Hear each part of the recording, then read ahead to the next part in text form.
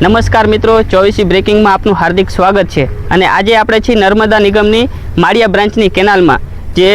ગત આગળના મહિનામાં ત્રીજા મહિનામાં એટલે કે માર્ચ મહિનામાં તારીખ 15 જે કેનાલ બંધ કરવામાં આવી હતી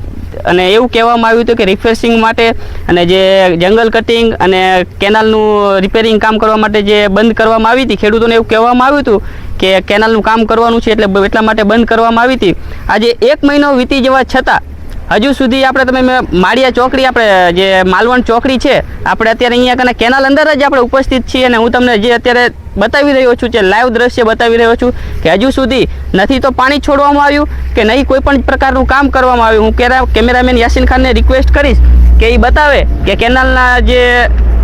દ્રશ્યો છે એ કેવી રીતના છે, જે ગાબડા છે અને અંદર તમે જોઈ રહ્યા છો કે મટીરિયલ બધું એમનામ જ પડ્યું છે, કોઈ પણ જાતનું અંદર કામ કરવામાં આવ્યું નથી। આજુબાજુ જે જંગલ કટિંગ છે તો એ પણ એમનામ જ છે, એમાંય પણ કોઈ પણ જાતનું કામ કરવામાં આવ્યું નથી। સતત 1 મહિનો વીતી જવા છતાં હજુ સુધી કોઈ પણ પ્રકારનું કામ કરવામાં આવ્યું નથી। તો પછી જે આમ લોકોને આપણા સુધી જેમ પ્રશ્ન આવતા હતા એ પ્રશ્નને લઈને આજે આપણે માળિયા બ્રાન્ચની જે કેનાલ છે, આપણે જે માલવણથી પસાર થાય છે એની અંદર આપણે ઉપસ્થિત છીએ અને જે લોકોના પ્રશ્ન આપણા સુધી આવ્યા હતા એ સરકાર સુધી આપણે પહોંચાડવાનો પ્રયત્ન કરશી કે જો ખેડૂતોને પાણી ના મળે અને એમના પાકોને નુકસાન થયું છે અને હજુ સુધી આ કામ તો કરવામાં આવ્યું નથી, તો પછી સરકારનો ઉદ્દેશ્ય શું છે? તમે આ જે ગાબડું મારી પાછળ જોઈ રહ્યા છો, હવે સરકાર કહે છે કે પાણી ચાલુ કરવું છે, તો હવે આ ગાબડું પાણી ચાલુ કરો જો તૂટી જાય અને લોકોના ખેતરમાં પાણી જાય તો પછી એની જવાબદારી કોણ લેશે?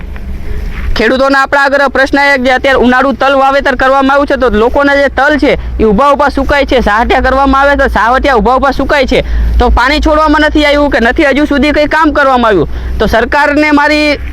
નમ્ર વિનંતી છે કે વહેલી તકે આ કામને પૂર્ણ કરવામાં આવે અને કામને પૂર્ણ કર્યા બાદ જ પાણી છોડવામાં આવે। અને ખેડૂતોને જે